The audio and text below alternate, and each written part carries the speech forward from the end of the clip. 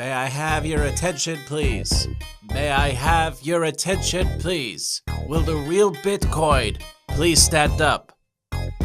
I repeat, will the real Bitcoin please stand up? We're gonna have a problem here.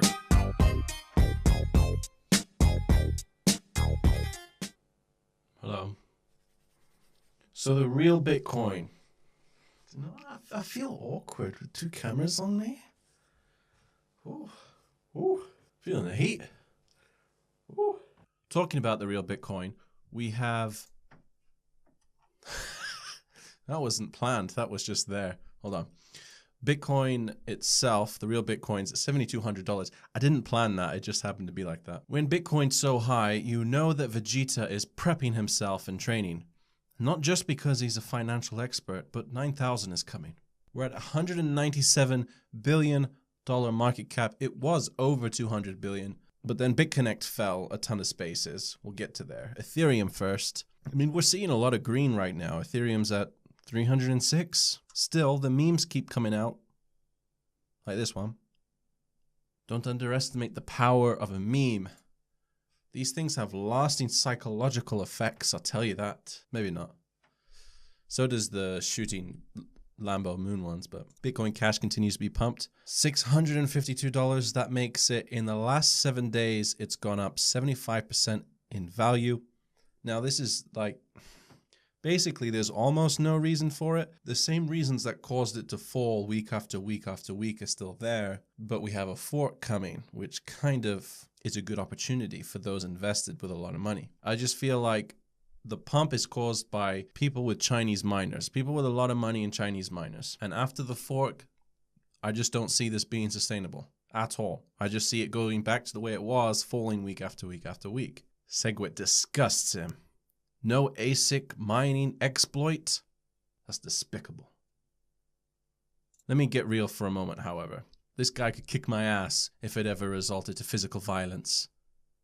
It's funny that this one's entitled Always One to Pump a Scam. But the network upgrade is scheduled for November 13th. So pretty much as close to, if not right on, the Bitcoin hard fork. They're planning to revise the catastrophic failure that was the EDA, or emergency difficulty adjustment, which was either super slow or super fast. I'm presuming the network upgrade is designed to try and stabilize that. The timing is just, it's just one of those things where you know they've got it ready, but they're withholding it to try and cause as much disruption as possible. And as they say, to be the best money in the world and fulfill the original promise of Bitcoin.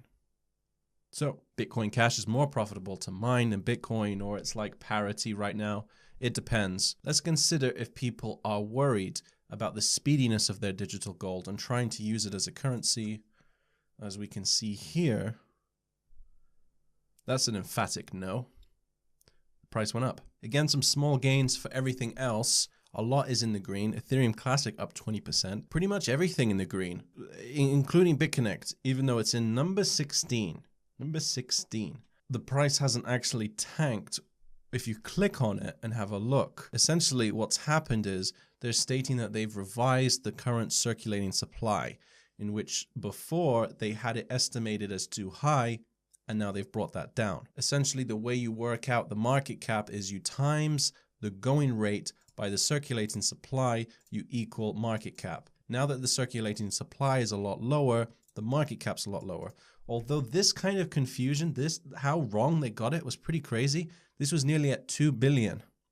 It was nearly number 5 top cryptocurrency by market cap. So that was a wild thing to get wrong. And if you have a look at the markets or the exchanges that this thing actually trades on, you can see why. Let me get out of the way here.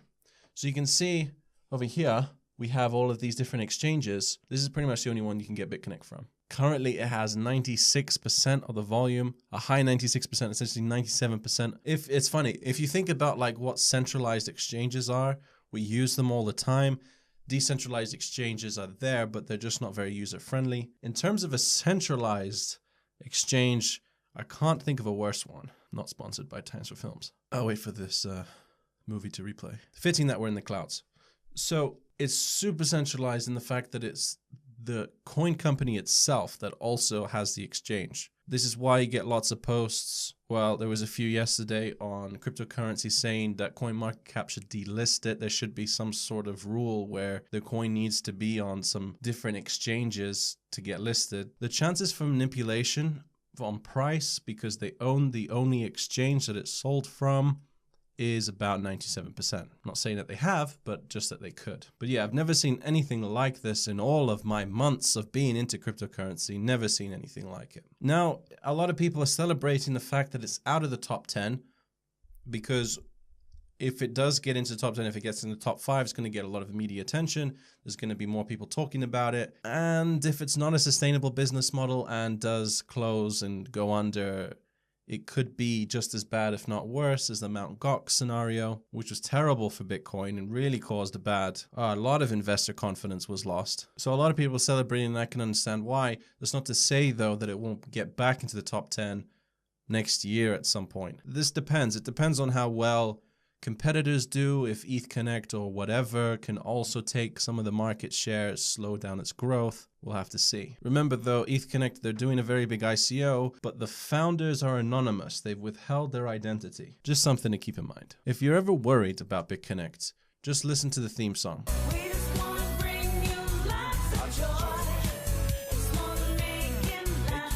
So they just want to bring you joy. And I know, like, I suppose there's other people with different reactions to this. For me personally, that fills me with tons of investor confidence.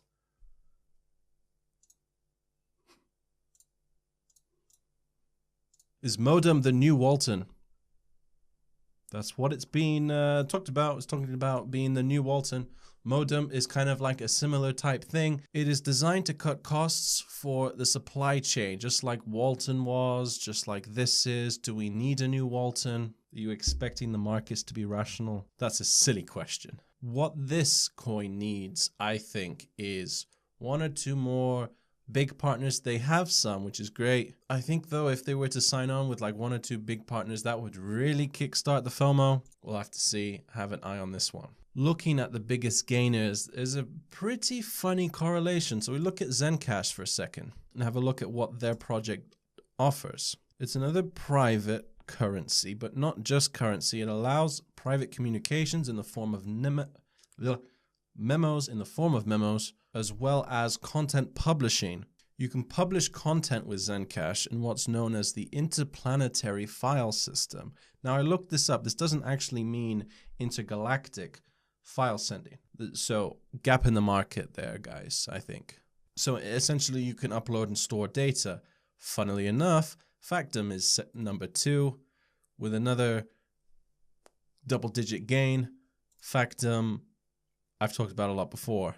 So blockchain storage seems to be the flavor of the day today. It's very strange.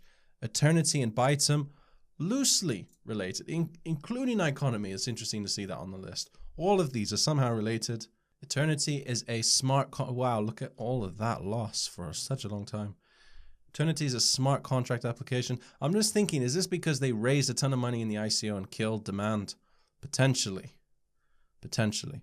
This is a smart contract enabled blockchain. It can tie real world assets to it or real world events through decentralized oracles. Bytom, again, different, but again, handling asset management. Aeternity is designed to track digital assets and invest through them, through their coin, into digital assets. Some of the biggest losers today are straight off the back of some of the biggest gainers from yesterday. So that's including Ardor, Storage, Status, iExec, RLC, Syscoin, Basic Attention Token. Basically, I think it's pretty hard for any coin right now, just before the fork. Even if the project's good, it's difficult for them to maintain momentum.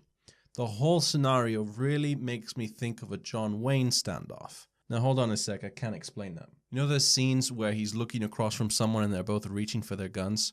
What if he's Bitcoin, they're altcoins, and he's just waiting to pull the trigger on them, but he wants to wait to get the very cheapest possible. But he's thinking in his mind, and this is pure game theory 101, when is the best time to do so? Because if I do it just before the fork, potentially the altcoins will be at their all-time lows and that will be the best time. But then he's thinking, are other people going to have the same thought? And is then the altcoins going to go up before I can buy them? So maybe I need to do it a few days sooner than them. Okay, so I'll do it a few days before the fork now. And then he's thinking to himself, wait, if I have that idea, what if other people do it? What if they're going to do it a few days before the fork? All right, let's calm down now. So he gets to thinking, okay, I'll do it even a few days before that, and I'll get really early, and I'll definitely get some really cheap altcoins. Yeah, that's a good idea. But then he starts to think, what if other people are also going to do that? So I need to do it now. I need to buy them now. Do I pull the trigger now? Do I wait? Bitcoin's going up. This is a really difficult scenario. The picture I'm painting is probably the exact situation you find yourself in. It's the exact same situation I find myself in. What's interesting is that are some people pulling the trigger right now? Or are these paid Telegram groups saying, guys, data storage, data integrity, that's the new flavor of the day. But then you also have R Converge and Metal, although that heavily fell off. Okay, there's also another alternative. People are thinking that this is the lowest they've been in forever. This is the time to get in. There has to be some of that at play as well. Anyway, in the news, Ukraine proposes law to completely legalize cryptocurrency transactions. Ukraine drafts law to exempt crypto income and profits from taxation. Whoa. Including buying, selling, transacting, and mining.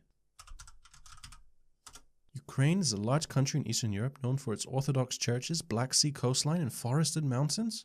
Holy crap. Tasha?